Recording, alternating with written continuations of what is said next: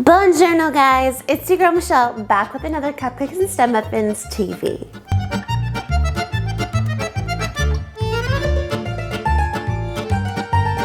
Today is January the 4th, National Spaghetti Day, so we're getting a little Italian in the kitchen with some pasta. It's got meatballs, guys, it's got Parmesan cheese, it's got noodles, and it's all dessert and it's all delicious. This cake is super easy, guys. You don't need any special skills, you don't need any prior experience, you don't need to be a pro, you just need to follow this step by step and you will get this. I'm just loving the realism.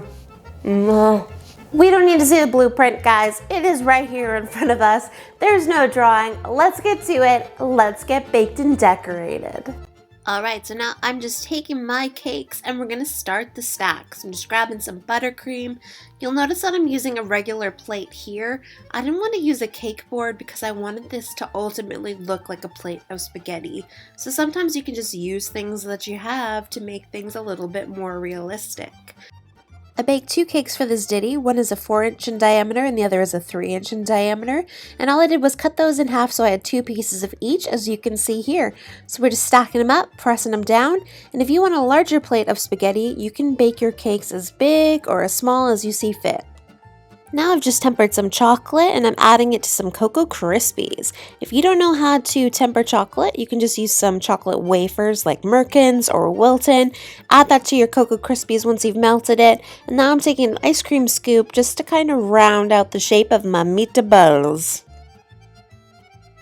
Now it's time to ice baby, so I just have a piping bag here full of my buttercream and I'm going to go around and then I'm going to come at it with my offset spatula and finally a little piece of acetate just to smooth things over. But you don't even really need to worry about smoothing this cake. We're about to cover it in noodles, and that's one of the reasons why this cake is such an excellent one for beginners. We don't need to worry about those little nitpicky details. It's time to bust out some Chef Master gel paste in flesh tone, and I'm going to add it to some kneaded out modeling chocolate. You guys know that I prefer the taste of modeling chocolate to fondant. And I also added a couple of drops of yellow just to get that noodle tone that I want for my spaghetti noodles. I'm using my clay extruder now with the tip that has quite a few little holes in it, as I just showed you. And I'm going to load it up with my modeling chocolate and begin to pump out some noodles. Now, if you guys don't have a clay extruder, you might own a KitchenAid with a pasta attachment, and that will give you the exact same effect if you run fondant or modeling chocolate through it. Just another way that you can achieve this. My cake's been chilling in the fridge for the last little bit, so chances are the buttercream has hardened a little bit. So we're going to use some clear piping gel just to help us stick everything on.